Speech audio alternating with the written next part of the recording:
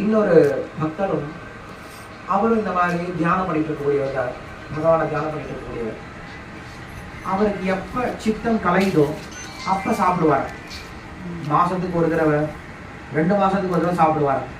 ஏன்னா அவருக்கு உடம்பு முக்கியம் கிடையாது. நம்மாழ்வார் நமக்கு தெரியும்.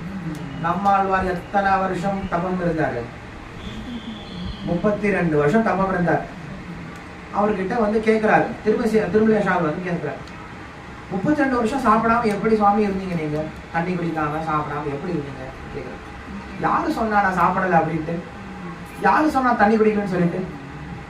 நான் சாப்பிட்டு தான் இருந்தேன், தண்ணி குடிச்சுதான் இருந்தேன். ஆனா உங்க சாப்பாடு வேற, என் சாப்பாடு வேற. உண்ணும் சோறும் மருகு நீரும் தின்னும் வெற்றிலையும் எல்லாம் கண்ணனே அப்படின்னு சொன்னார். எனக்கு சாப்பாடே யாருதா? கிருஷ்ணர் தான். கிருஷ்ணரே சாப்பிட்டேன், கிருஷ்ணரே குடிச்சேன், கிருஷ்ணரே அனுபவிச்சுட்டு இருந்தேன். எனக்கு எல்லாமே யாருதா? கிருஷ்ணன் தான் அப்படின்னு சொன்னார். புரிஞ்சுக்கிட்டார். ஆமா உண்மைதான். உடம்புக்கு சக்தி சாப்பாட்டுல வர்றது கிடையாது.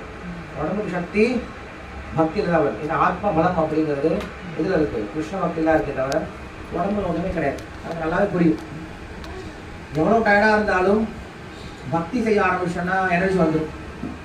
எவ்வளவு நல்லா வேலைக்கு சாப்பிட்டாலும், புரோட்டீன் மினரல்ஸ் வைட்டமின்ஸா சாப்பிட்டாலும் உடம்பு எப்பயுமே அசதியாகவே இருக்கும். காரணம் என்னது? அவங்களுக்கு என்ன கிடையாது? ஆத்ம பலம் கிடையாது.